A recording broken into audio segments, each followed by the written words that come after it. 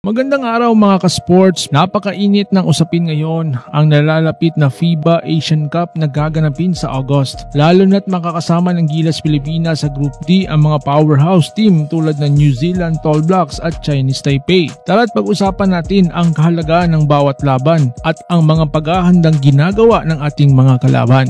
Pero bago yan mga ka-sports, paiwan naman ang iyong subscribe, ipakihit na notification bell at palike na rin sa video na ito. So paano? Tara, simulan na natin. Sa Group D ng FIBA Asian Cup ngayong August, walang duda na ang New Zealand Tall Blacks ang pinakamamigat na makalaban ng Gilas Pilipinas. Pero hindi rin basta-basta ang Chinese Taipei mga ka-sports dahil hindi na ito may tuturing na easy win. Kaya naman ang laban kontra Chinese Taipei ang isa sa pinakamahalaga dahil kailangan makapasok sa top 2 para makausad sa next round. Importante rin mga ka-sports makuha natin ang panalo kontra New Zealand para sa mas magandang pwesto pagkatapos ng preliminary round. Ang problema, malayo ang agwat ng preparasyon dahil sa early as May 7 ay may exhibition games na ang New Zealand laban pa mismo sa Australian Boomers. Malaking bagay ito sa kanilang paghahanda. Bagamat Team B ng Australia ang makakalaban nila mga ka-sports na 4 lang ang naglaro sa FIBA Asia Cup qualifiers. May bigating kasama pa rin tulad ni Xavier Cooks na kung saan mga ka-sports ang 2023